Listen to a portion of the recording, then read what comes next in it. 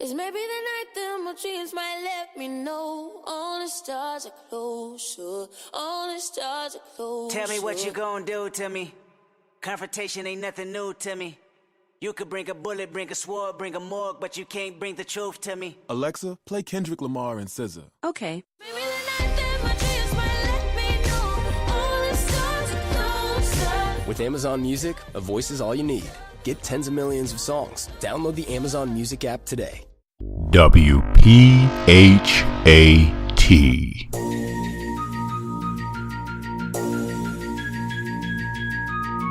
You're listening to the #1 health and wellness podcast, the place where health and consciousness connect. Perfectly healthy and tone radio with your host, Darren McDuffie. And now, prepare to get fat. What's up, peeps, and welcome to an episode of Perfectly Healthy and Tone Radio. I am your show host, Darren McDuffie, alias Fat Man, because I help you become perfectly healthy and tone and conscious. Today's show is with Dr. Maria Manzanares, and we're talking about relieving insomnia. But before we get into the show, just wanted to give you a few heads up. If you have not visited the store on perfectlyhealthyandtone.com, please do so. Have a number of great products in that store. Diane Kaiser's Warrior Cleanse. A lot of people have some great testimonials as far as losing weight, skin issues, digestive issues have cleared up. So do check her cleanse out. And I believe she's updating that cleanse for January of 2018. So you may want to hop in now. The next thing is the SIBO SOS Summit. Talked about this on the last episode. If you have not had a chance to check that out, go in the store and check it out. I believe the summit is over, but at this point you can go in and purchase the pre-recorded videos. A lot of experts on that summit. So if you're someone who is suffering from small intestinal bacterial overgrowth, I would advise you to go in and check that summit out. The last thing I just added was Dr. Maria's sleep product. She offers a sleep product. So again, you can check that out in the store. And if you want to work with Dr. Maria after the interview, you can click on that, take you out directly to her website, and you'll be able to schedule some time in talking with her and relieving your insomnia. Thank you for your support as always. And if you have any questions about something you want to clear up on a past episode, or you may want to actually recommend someone to be on the show, please email me at darren@perfectlyhealthyandtone.com. Now that that's out of the way, let me read Dr. Maria's bio. Dr. Maria Manzanares was an assistant professor of radiology at the University of Miami. She was diagnosing patients with cancer every day, and one day she had an epiphany. Radiology offered a very refined set of tools to diagnose and treat disease, but she not only wanted to diagnose, she also wanted to offer techniques for true healing. Dr. Manzanares then embarked on a journey to study integrative medicine, where she would be able to offer different modalities to assist in treating the whole human being. Sit back, relax, and enjoy the interview. What's cracking, peeps, and welcome back to another episode of Perfectly Healthy and Tone Radio. I have a very special guest today, but before I get to her, I wanted to just remind you of the show that I did a couple of weeks ago with Cochise Tariq Saw on Holistic Health Made Simple. If you haven't checked that episode out, please do go back and check that episode out, especially if you're someone who is just getting into health. Cochise gives a lot of tips on how to really use things and make them simple to get the health that you deserve. So go back and check that interview out. We had a really good time on that interview. He comes from the same background as I am. He's 6'5", I'm 6'7". We both played basketball, so it was a really good time, really good energy on that show. So please go back and check that show out.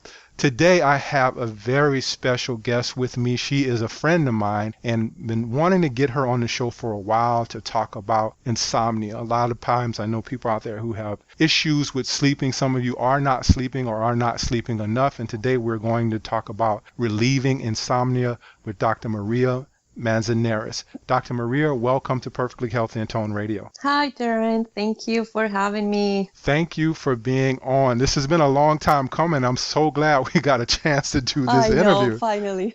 Yeah, finally.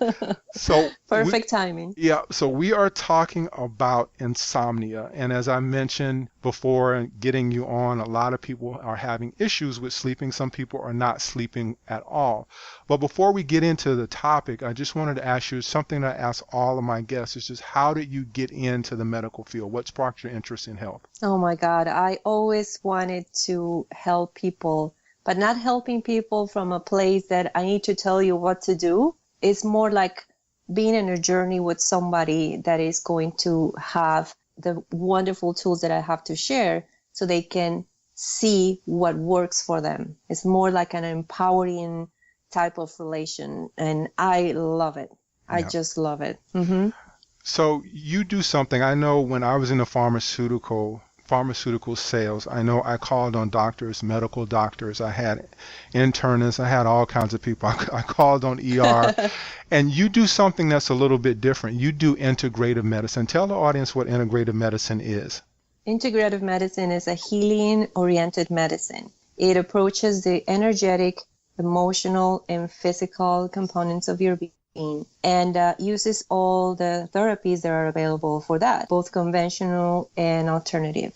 So it actually takes the best of traditional medicine with all the knowledge and expertise and the best of the holistic and natural medicine with healing as yoga, meditation, homeopathy, supplements, herbs, essential oils, and the list goes on and on. I noticed that you do something very unique as I was preparing and doing some research for the show. You are someone that incorporates yoga, and you just mentioned that you incorporate yoga into your program. Tell us why you do that. Oh, the yoga is a masterful combination of the things that you need in order to connect everything we mentioned before. So we use the breath, we use the meditation, we use the movement, which they all have been extensively studied. You know, we know that movement that adds the flexibility not only to the body, to the mind, but also has all these benefits in stress control, neuroplasticity. We'll talk a little bit about it. So how you can shape or reshape your brain and the way you think and the way you act. Immune system, it works with the mood,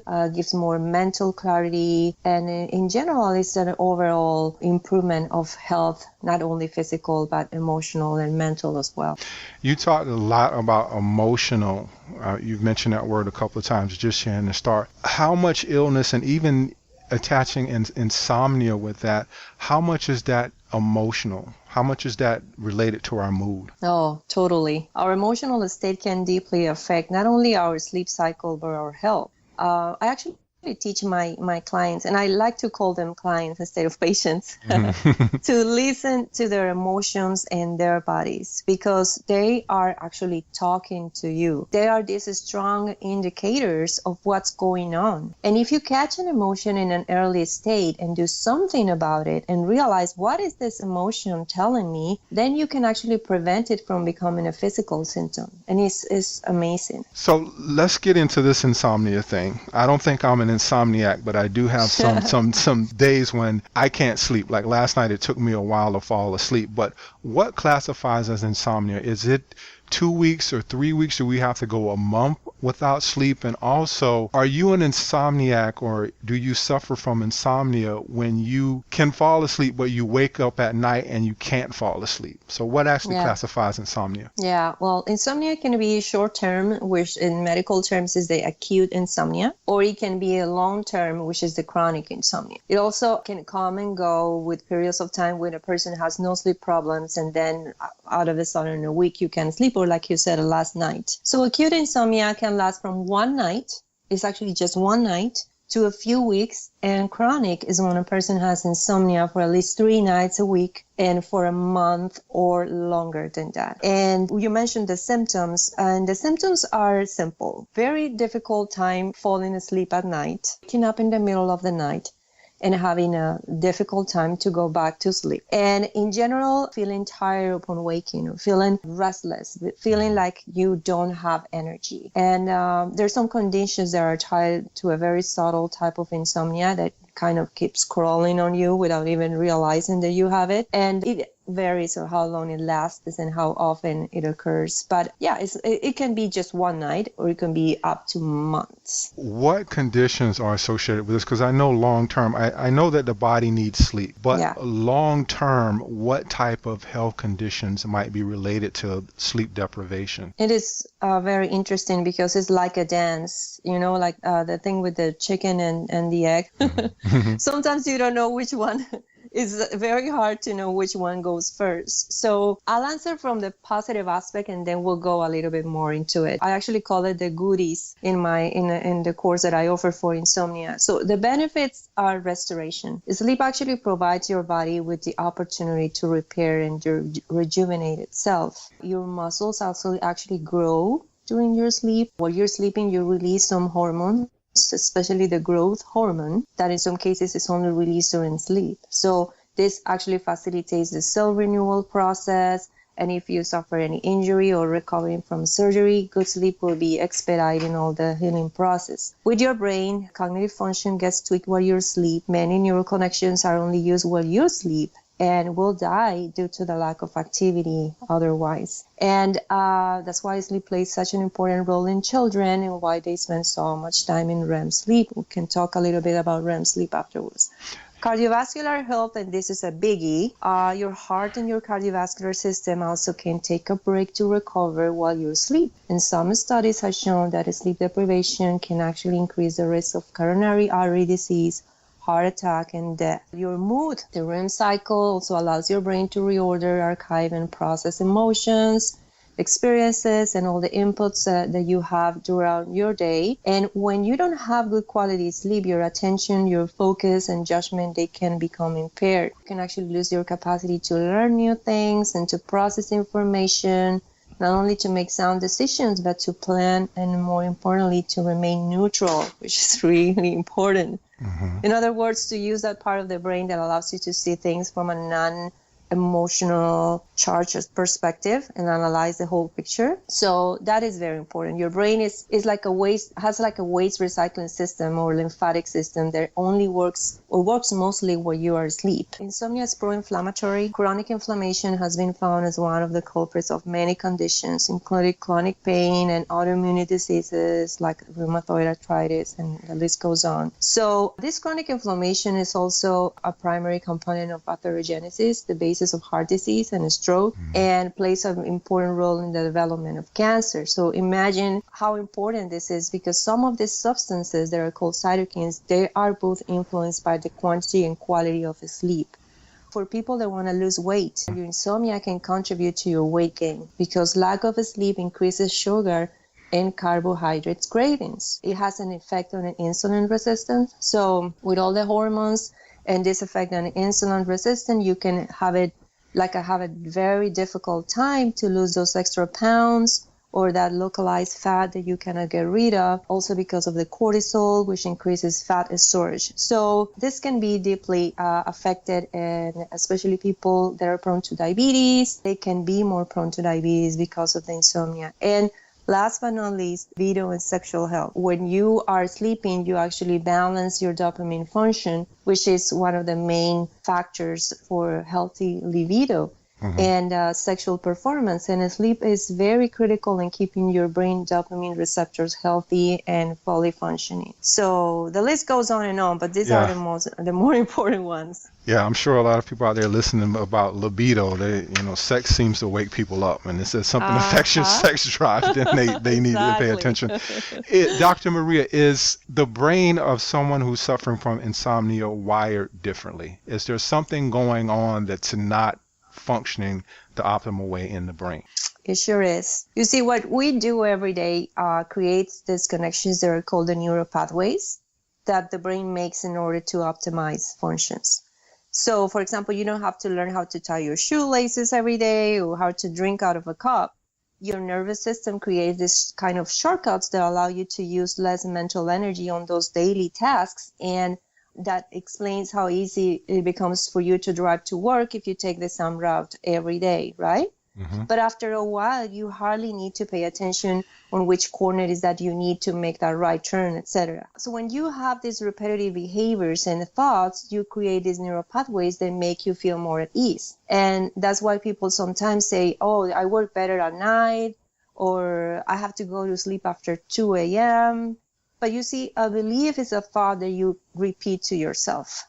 So your brain also gets used to it and creates a shortcut, and it goes there because it's easier. It's automatic. That's why it seems harder sometimes to change or introduce a new behavior that in the long run may be good for you, like going to a gym or learning to play a new instrument. So the brain of the insomniac gets used to some of these repetitive behaviors, and that's why sometimes it's so hard to break their circle, that cycle. Is it better for you to not force yourself to sleep? Because I know sometimes I'll lay in the bed myself on a night when I find it hard to fall asleep.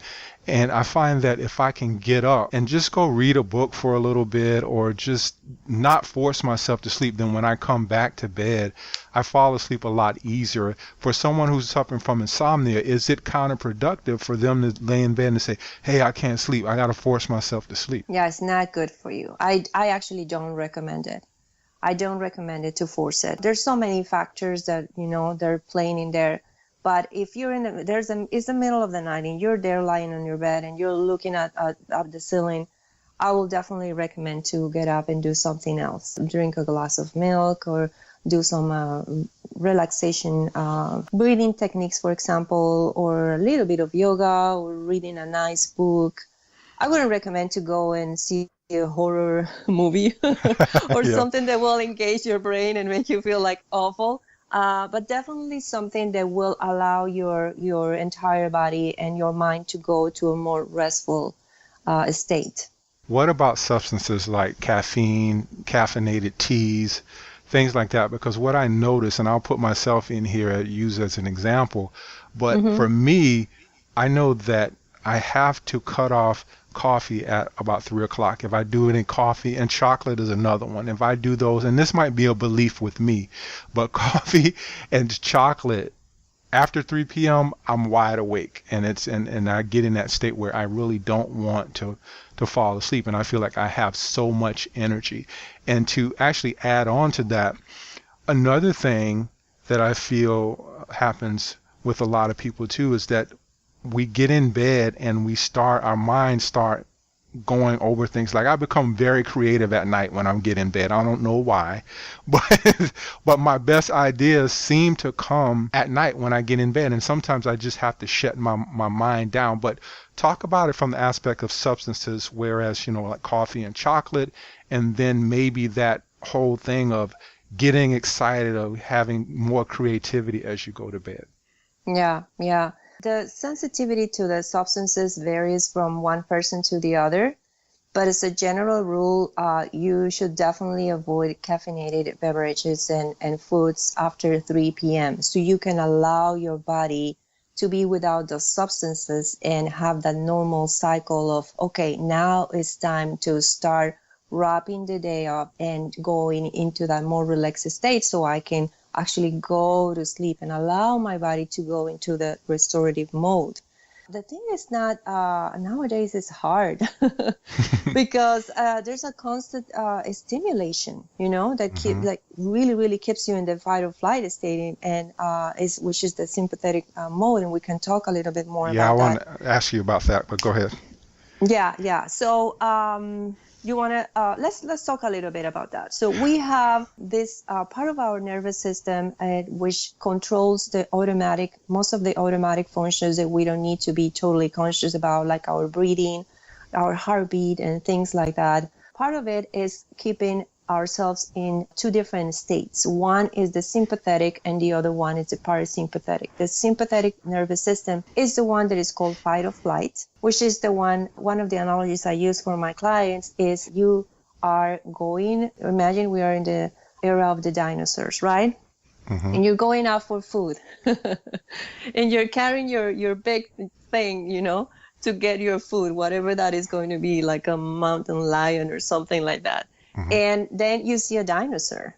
So what are you going to do at that moment? At that moment, the sympathetic nervous system is going to kick in and you're going to be, okay, am I going to fight this dinosaur, this T-Rex, or I'm just going to go and run for my life? That's what the sympathetic nervous system is. And that is what it was designed for. Fight or flight. That moment in time where you're running a marathon, that moment in time where you're giving a speech, that moment in time when you need all this endorphins, so all these neural transmitters there kicking in, so you have your heart rate is increased, your blood pressure is increased, and you're on the go, right? Then you have the parasympathetic nervous system, which is the one that is allowing you to relax. It's the one that is allowing you to go to sleep. It's the one that is allowing you to be more in a space when you can connect to your inner self and you can be at ease. And of course, restoration happens here. The cellular regeneration happens here. You can connect the dots for some things, and then you can go over your day and you can see things from a more neutral perspective that is only going to work when you are in that state of mind.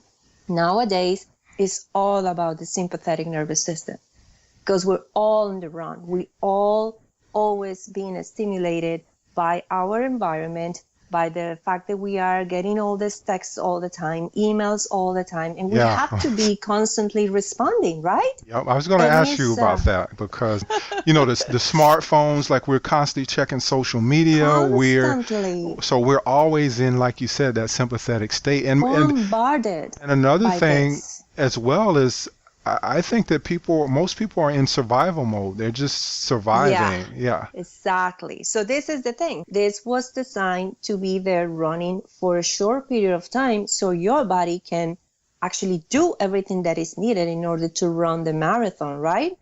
After a while, if you're not going to the parasympathetic part of your day, your body is going to start taking a toll on it, because you're not allowing your body to go to that rest mode that it needs in order to regenerate and recover from all that. So imagine all this going on, plus the Red Bull, the 15 cups of coffee, and all the stuff that comes with food and energy and this and this and that. You keep your body going on a constant stimulation that it then explains chronic problems with digestive problems, the chronic problems with anxiety, the high blood pressure, the hormonal disbalances, because the adrenals go to a place where they just can't function anymore and they keep producing all these substances to make the body, to have the ability for the body to keep going.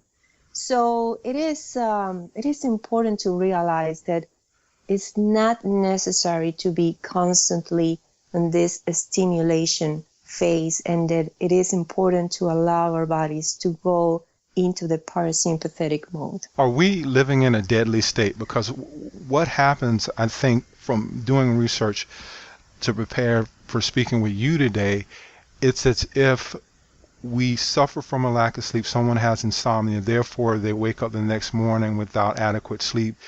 Jobs performance suffers. But at what time does that cycle become deadly? At what time does the coffee and the Red Bull backfire on us? Is it within 2 days or a week or a month that we're suffering from the lack of sleep? We Red Bull, we coffee, then we repeat the cycle all over again. When does that begin to backfire on us? This could be a matter of hours, seriously. We are in this era of instant gratification. Everything is so quick now. We get frustrated if the text message doesn't go out in seconds. And if we have a question, we Google it and we obtain an immediate response, And one of the things that comes with that is the need to be constantly connected, quote unquote, connected, and constantly fired up. So people work more hours. They're more hours in front of the monitors. They're very extended periods of time. The days are longer now. We even change, the clock because we need to be up more hours. There's a need to be more productive, more proactive, more engaged, again, quote unquote. And all this takes a toll in your actual connection to your body, your capacity to go from sympathetic to parasympathetic, the regeneration and all that. And it's going to start showing very subtle signs. Like if you start feeling this sense of unease, you start feeling this sense of when you finally stop, when you get home and you have the opportunity to stop. If you feel this little sense of unease, I don't know if you know what I mean, there's definitely something going on in there. And that can be just hours. It starts with feeling a little off, like an emotion of something is not right here. then it can build up to gastric reflux, and then it can build up to being anxious and stress, that people call it stress, daily stress, and then goes up to a cardiovascular disease, and it goes up to a chronic state of high blood pressure, and the list goes on and on. So it's just a matter of hours. You work with people on a daily basis with this type of stuff, and I'm sure with other abnormalities as well. Mm-hmm. For 2 years, and again, I'm going to use myself as example because it's just you and I. For 2 years, I was waking up at 3 in the morning to 3:15. And what I kind of got from that, and some nights I wouldn't be able to fall asleep, but I remember just looking at it from like a spiritual perspective. And that time from 3 to 3:15 is like a time of awakening, and that's what I attributed to. But at first I would never listen to it. How many people that you are working with that aren't really following their calling, or there's something that they're supposed to do? Maybe they're not supposed to be in a relationship they're in. Maybe they're just something that's going on, but they're not really listening to it. And do you kind of dig underneath that and say, hey, you need to listen to this voice that's telling you something is not right, which you just talked about? But how often does that happen? Oh, I mean, I could tell you 100% of the time, because we humans are amazing. We are so powerful, but we are masters of denial.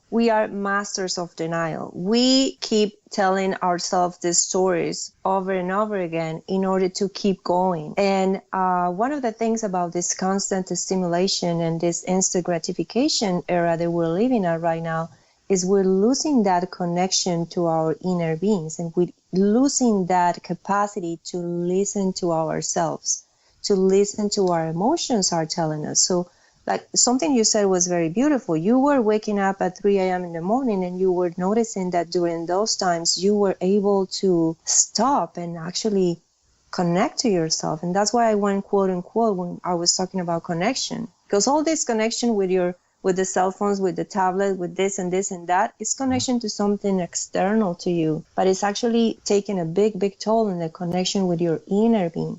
So once you take a moment, and it doesn't have to be an hour a day, it could be 15 minutes a day, 10 minutes a day, 5 minutes a day. When you stop and you're able to connect with your inner being, and you're able to listen to what your body is telling you, you'll notice such different shift. You will notice how amazing your body is, and how every single symptom is telling you exactly what's going on with your body, and every single emotion as well. Yeah, for me, it was that stillness at 3 a.m. or 3:15 when I was waking up at night.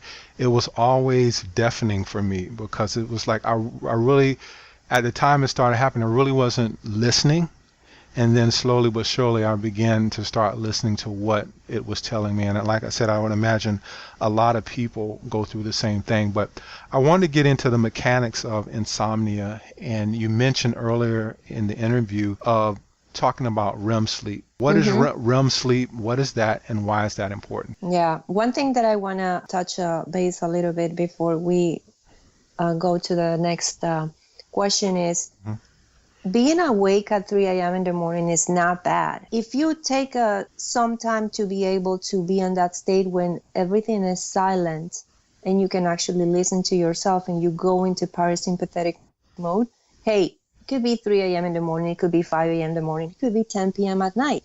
You can make a very conscious decision to disconnect even in your own house and make that a state of 3 a.m. stillness. You know what I mean? Yeah. It doesn't necessarily have to be at 3 a.m., but 3 a.m. is good because the city is asleep, and it's hard for you to go and open your laptop at 3 a.m. Anyway, let's talk about the REM phase. So the REM phase is the rapid eye movement phase, and it is also called the paradoxical sleep because of the increase in the body's temperature, heart and respiratory rates. It's like you're awake. Your brain waves are very similar to the ones during the awakened state, and it could be 20 to 25% of the total sleep in grown-ups. Newborns spend almost 9 hours in REM sleep, and this starts decreasing with age. In general, we go to REM sleep every 90 minutes during a cycle of sleep, if it's a complete cycle, and it gets longer after the last part of the sleep cycle. So you're probably going to be able to remember your dreams a little more in the last part of the night or right before your awakening. This phase is extremely important because it's here where the dreams happen. And dreaming provides a time where your brain has a chance to reorder, archive, and process multiple emotions, experiences, all the stuff that happened during the day, your feelings, your mood. And it's imperative for, we were talking before about the cognition and the memory. One thing that is very important is that there are many medications and supplements out there that can affect your ability to enter and remain on REM sleep. And this, of course, is going to affect your mood, your cognitive functions, and your overall health. So in the course, I give a detailed list of the supplements and medications that can affect the REM sleep, and I'll give some more natural alternatives. And this is really amazing because when you think about the amount of people that are taking this kind of medications, which can range from antidepressants to thyroid hormones, when you're really affecting your REM sleep, you are affecting your capacity to dream and then your capacity to process your emotions, to relax and go to a deeper parasympathetic state. So this only amplifies what we've been talking about of being in constant movement, constant stimulation, constant sympathetic state. So if you're taking a pill that is making you feel happier, but at the same time you're repressing your brain's ability to dream, it's just mind-blowing. And imagine the amount of people that are taking these types of medications. For talking about supplements, I know a lot of times when people say they have issues sleeping, first thing is people want to suggest melatonin, and then another one is valerian root. How effective are those, or are those some things that you use in your program to help people with sleep? I love supplements, and I especially love the ones that are natural. I love melatonin and valerian. They're amazing, but it is really important to keep in mind that not all supplements are made equal. So on the second part of this sleep course, I cover the food, environmental, and lifestyle causes of insomnia and include a detailed explanation on these supplements, herbs, oils, and other sleeping aids. Now, we know there are multiple causes of insomnia. And I've heard many stories about what you just said. People saying, oh, the supplements are not really working. I'm taking this melatonin and doesn't that do the trick for me? One important thing here is to know that sometimes we want the magic pill that is going to take all problems away, and takes us back to sleep. And it's a very good example of how people approach wellness right now, right? And I tell my clients, taking a supplement, but then having 10 cups of coffee or engaging your brain right before you go to sleep is like taking a pill for a headache and then banging your head against the wall. So please don't blame the melatonin if you're not willing to change your lifestyle a little bit. Also with the supplements too, I'll say this from my own personal experience, is that you have high quality supplements and then you have lower quality supplements.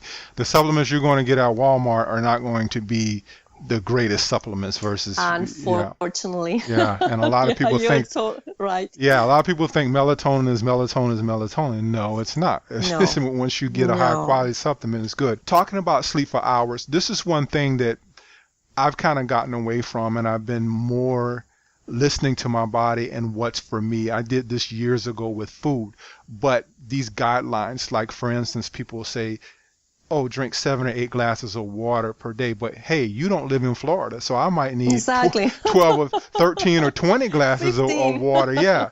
So talk about sleep, because generally we're given a guideline to get 7 to 8 hours per sleep per night. But some of us just function better on 5. So should we keep listening to it and applying resistance because we're not getting the 7 to 8, or do you teach clients to listen to their bodies and say, hey, after 5, I'm refreshed, I can get up and I feel great?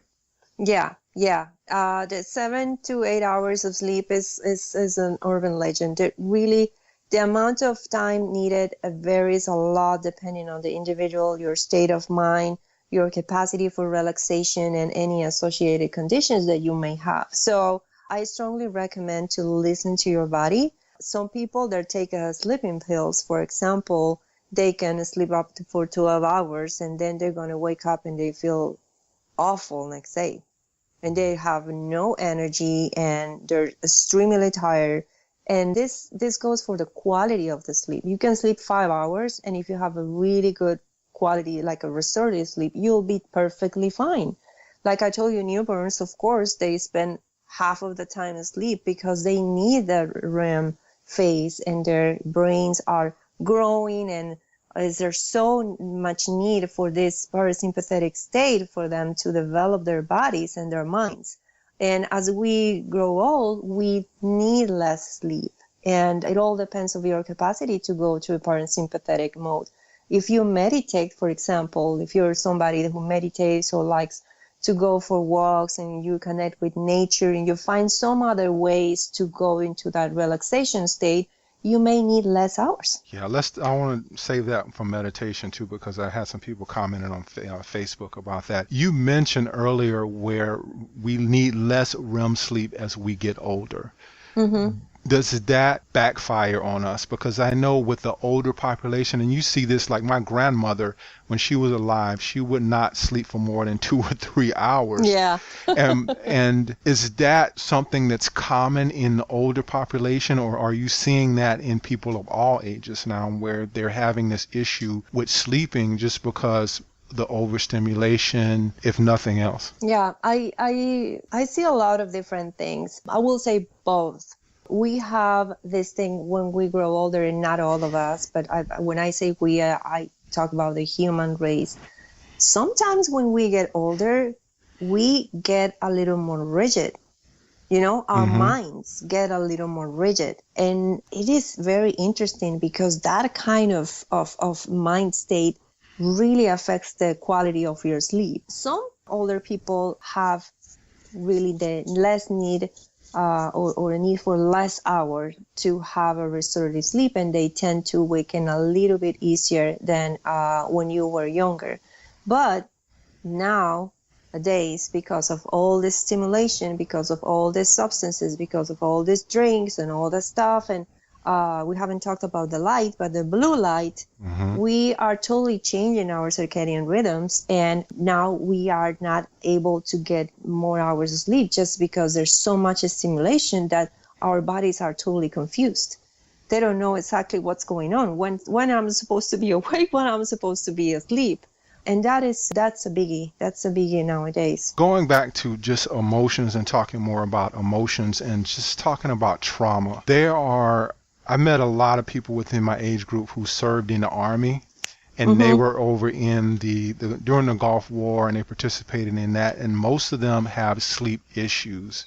Yeah. What is it, emotions or what they went through? They're hearing, the bombings, the things that were going on while they were over there. Does that play a significant part in them not being able to sleep? Because what I know is that the conscious mind might forget, but the body never does. Exactly. So talk about that for a while. And have you worked with people like that who are war veterans or may have been older and participated in a war, many years ago, and they're still having these issues with sleeping? Yeah, I one of the things that I love is I love to work with the elderly population, and I work a lot with people that are home-based, and a lot of them are because they were, in the war and they're veterans right now, and they have disability because of this mental states. And it is really interesting to see how their minds have this difficulty to go from sympathetic to parasympathetic. And that is tied to the things that I find fascinating about sleep. And sleep is going in a little death every night. It's like dying. And sleep has a lot to do with that capacity of surrender and trust. And believe it or not, when we are in that mental state and we've been through so many things, and there's so many things that are still so active in our minds, and we keep, recreating that, or even in our cellular memory, like you said, your body will remember, it is really difficult to change the mind to that state of surrendering. And one of the things that I started with, which is the first part of the course, is actually training the mind to go to a different story and training the mind to exercise and start like training that muscle of being able to surrender. And if you're able to surrender to your own sleep, then a lot of beautiful things can come after that. You talk about meditation, and I wanted to come back to that point. How important is meditation, and is that something you do with your clients to teach them how to meditate, to focus their mind? Yeah. I don't push it because, there's always free will. I love meditation, and I know myself that sometimes we're so resistant that we don't find time to meditate, right? And I tell my clients, you cannot afford not to meditate, not to make the time to meditate, because it's going to change your entire day. If you meditate for 10 minutes in the morning, that is going to affect your entire day. Yes, in the course, in the first part of the course, I actually give some free meditations that are very easy to follow, recordings that people can follow with sound, which is part of one of the yogas that I practice. It has sound on it, which really helps the mind to follow the sound. And it's a very individual process, and I can tailor it depending of how I see, how the mind of this person works. Some people they're for them easier to do silent meditation. For some people, singing and having that sound meditation that is kind of a guided meditation is easier.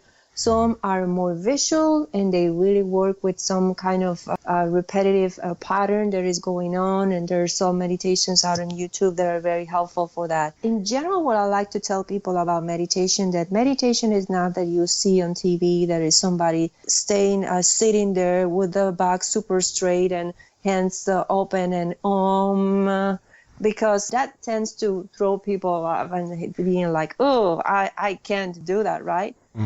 Meditation could be, like I mentioned before, go for a walk and just be in nature for a little bit and allowing yourself to listen to the sound of the wind, the birds, and connecting with your surroundings. So it's a very personalized journey, but it is so, so good for you and allows the brain to go into that state of relaxation. And then from there, where we talked about your connection to your inner being, your inner self.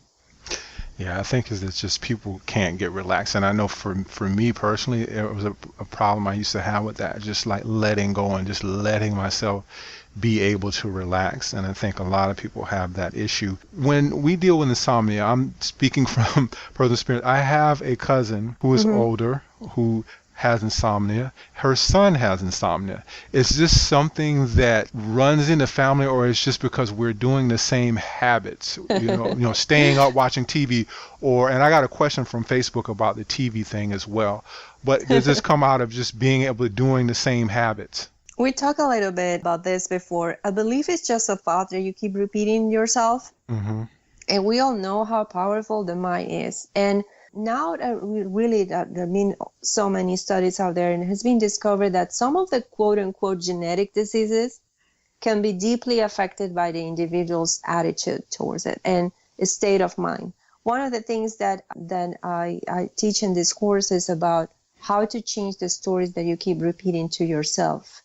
Am I always saying that this is happening to me because it runs in my family? Am I adopting the same behaviors that are probably not helping me go to sleep? Like, for example, do we get together for tea and coffee at 5 p.m. because we've done it in the family before? You know what I mean? Yeah. So it is really interesting to see, okay, how is that? How is your day? What do you eat? What is your... Paying attention to the lifestyle, and especially paying attention to our speech and the stories that we keep repeating to ourselves will give so much information about what's going on, because we're extremely powerful. Hey, and what we keep telling ourselves, it keeps happening. I believe that. So I had two Facebook questions that I want to get to, and one is kind of, I alluded to it with the previous question, but TV. I know some people say they cannot sleep with the TV off. I cannot sleep with the TV on. I have to have perfect silence in my room. But I had a question from Joetta on Facebook, and she says, can inadvertent noises from another room, like she's in her bedroom and someone is watching a game out on TV in the living room or something like that, is that affecting her sleep? Well, definitely if she's a light sleeper and she's waking up every time that they go goal. If it's soccer, then of course it's gonna affect her sleep. But let's go a little bit deeper into the TV and monitors and blue light. All these electronic devices, they emit blue light. And I have an iPhone, I don't know if it happens with all the other phones, the Android and all this, but now the iPhone has this feature that you can actually dim the light and change the light to a little reddish color. I don't know if you've seen that after 5 p.m. And that is because of the blue light that all these devices emit, and especially the TV. And that affects the secretion of melatonin in our brains and affects the way our pineal gland works. So it really messes up with the circadian rhythm, and it messes up with the rhythm of the body in being in the conscious awakened state and being able to go into the relaxed state to fall asleep. And that's what I was talking about when I touched that about all this, the people that are younger now, they are working longer hours, they're staying up late, they're going to the club. And if you notice, lots of these clubs, they have blue lights. So imagine what this causes in your brain. Way before all this, this amazing things that are happening with technology, way before where, like, think about farmers, think about maybe your ancestors that were farmers. They used to raise up with the sunrise. The sun was coming up. They were waking up with the sun. They were keeping, all their activities during the day. And then at night, they used to go early. They go to bed early at night because they go and they start wrapping up their days when the sun will go down. And that's how the body works. We are earthlings. We are human beings, and we live on this planet, and we have the circadian rhythm of the earth. So we have the sunrise and we have the sunset, and now we're missing that connection to the rhythm of the earth.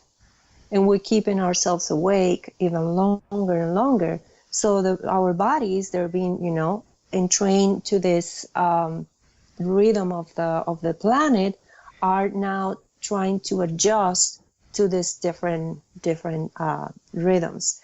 So the blue light affects your melatonin secretion on circadian rhythm, but also the electromagnetic fields that all these devices and the Wi-Fi's and all this microwaves and all this waves, of course, affect us somehow. And I try to stay away from all electronics before I go to sleep. I close my laptop, and this is one of the tips for people out there that are listening to this. They want to know, what could I do in order to start sleeping a little better? Hey, make a commitment that you're going to close your laptop and all electronic devices at 9 p.m. or 10 p.m., like an hour before you go to sleep, and start wrapping up your day and allow your body to go to that cycle of, okay, now we're dimming the lights, and we're allowing the body to go into that relaxation state. I always put my phone on airplane while I'm asleep.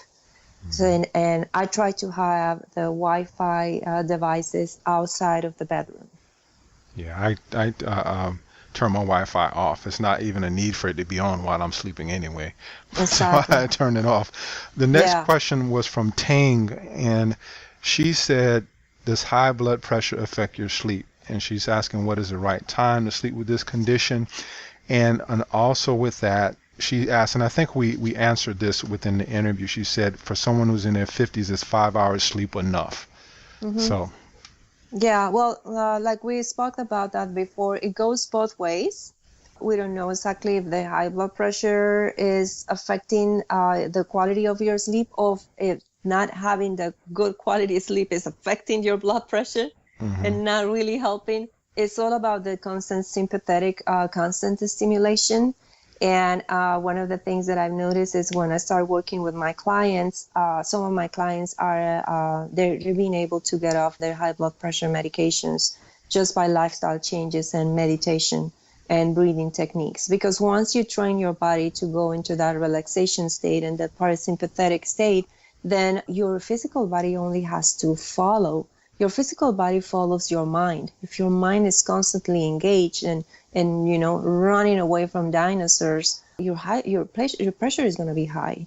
But if you allow your mind to relax, the body is going to follow the mind, and the body is going to follow the breath, and the blood pressure has to come down. And the last question is, you are working with your clients. Just take me through some of the things. First off, when someone comes to you and they said, you know what, I'm having an issue sleeping, what are the first things that you do with someone like that? Mm-hmm. The first thing I do, is specifically with the sleep, I have a free guide that I email to them. It's a PDF. It's like a little booklet. And they can see my style. They can get a little familiar with my style because it's different. It's not like going to a traditional doctor that, hey, I'm going to give you this pill and all your problems are going to be solved. Mm-hmm. It's more into like, this is what the sleep course is, and this is what working with me will entitle. See if it resonates with you. I will also give a couple of tips there that can help them sleep right away. And then I send them the sleep test, which is a test that will let them know if they really have insomnia.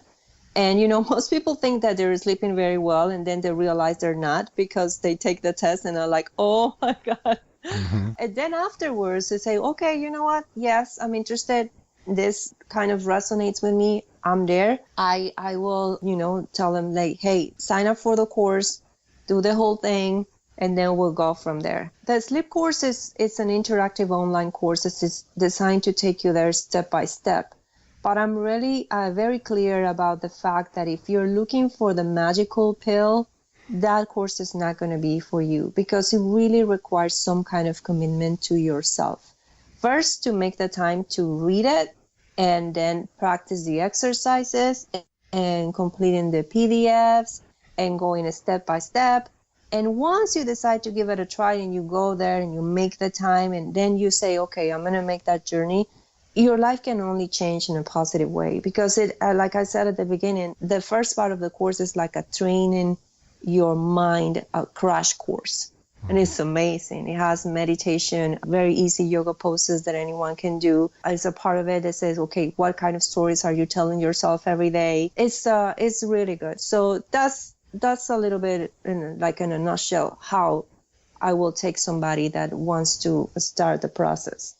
Yeah, and this is your online program, and this is something that I'm going to be offering in the store in the future. So keep on the lookout for that and get in this course if you're having an issue sleeping, because I know a lot of people have issues sleeping, and you can't be healthy if you're not sleeping. But that's it for me with questions, Dr. Maria. Is there anything that you wanted to say in regards to that? And while if you're saying anything, then also give people your email. I'm sorry, not your email, but your web address where they can learn a little bit more about you and where to go. Yeah, definitely. I will really encourage people to connect with me, and so I can send them the free guide, and also to take the test, because sometimes we believe that we're sleeping very well and we're not.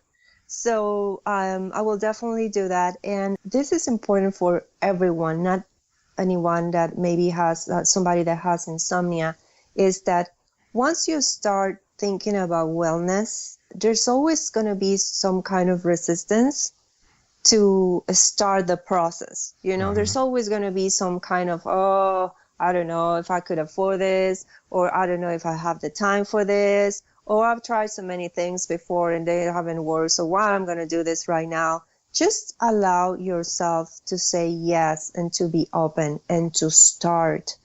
Going little by little will make so much difference. It will be so good for you. I used to be a no person, and I love to tell my clients this. I used to say no to everything. I was like, oh, no. And now I'm like, I'm more open to experience, to give things a benefit of the doubt, to be more into the place of allowing the things that come to me an opportunity. And, you can say, okay, I tried, I didn't like it. Perfect. But at least you gave it a try. So starting a process in wellness is at least being open to give it a try, and give it a try for yourself, because it can only get better from there. Yeah, right? I agree with you. A lot of people find a ton of excuses to say no and not one to say yes. And a lot of times that whole being able to get to a change is just that one yes. You said yes one time and your world actually changes. Dr. Maria, thank you so much for being on Perfectly Healthy in Tone Radio. I really enjoyed this interview. Thank you. Me too. It was amazing. Thank you for having me. And all these questions really, really helped people that are listening out there. And please send me a message, and don't hesitate to reach out. I'll be more than happy to connect. All right. Did you give your website? I don't think you did. I didn't. It's actually called Dharma Gaia, which is Dharma with an H. Dharma is the, that wheel of Dharma, but it's also service, which is really beautiful. And Gaia was the name of our beautiful planet. So it's Dharma Gaia, Integrative Medicine.com. And I'm sure you'll put it out there so people can see how it's spelled.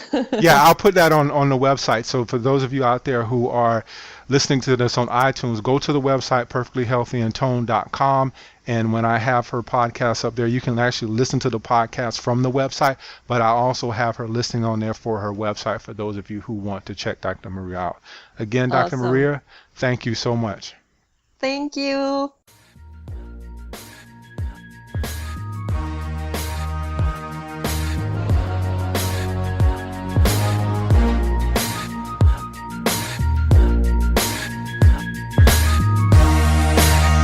The Starlight Lounge presents An Evening with the Progressive Box. Oh, what a great audience. Let's dim the lights for this next one. Nope, too much. There it is. Gotta get things just right. Like Progressive's Name Your Price tool. Tell us what you want to pay, and we help you find coverage options that fit your budget. And now, the mood is right. Wait, the lights are back on again. Trudy, can you? And now it's completely dark. Progressive Casualty Insurance Company and Affiliates. Price and coverage match limited by state law.